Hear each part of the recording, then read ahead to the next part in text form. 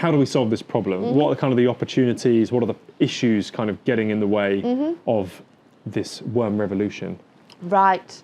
I guess, well, it's education as well. People just don't know about this at all. Even farmers or even organic growers aren't well versed or informed about vermiculture. So that's the main thing, is education and just getting it out to people, really, because they don't know. If nobody told you, you don't know. You don't know what you don't know. You don't know what you don't know.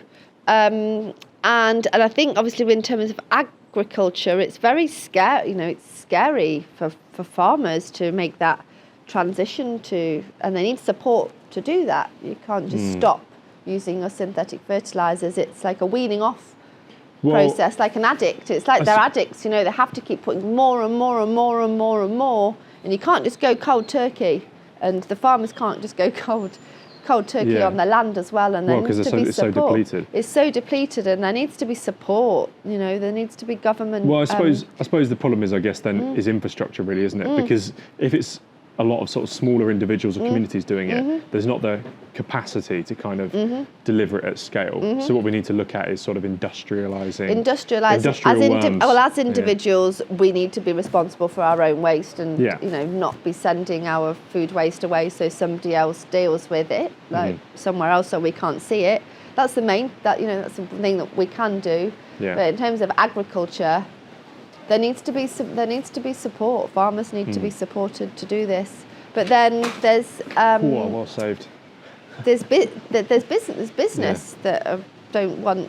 There's gatekeepers that maybe don't want. It's not in their benefit for farmers to stop using their fertilizer. Big business. I did some consultation with a farmer in Lincolnshire, and he's spending £25,000 a year on fertiliser. He's just one. Yeah.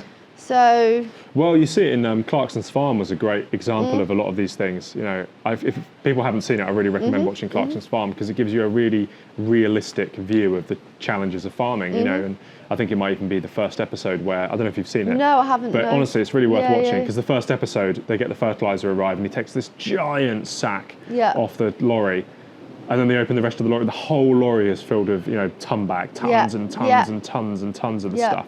And you think, God, the amount of stuff you're putting on the soil is just ridiculous. Yeah, it's ridiculous. And it's all about balance. Nature provides us everything we need. And farming shouldn't be difficult as well. It shouldn't be difficult. It should be quite, especially that's what Teru Higa says, the guy that developed EM1. Farmers just need some support. It's been too long. They've had to go it alone. Alone and poison their. It's bad. I think a farmer commits suicide every week. Gosh. It's They need support. They're growing our food, and they're not the devil. They're not the bad people that are doing the wrong things. It's just that the industry. Yeah, absolutely. This is just the way they've been taught, and it's been like this for too long, and that's got to change.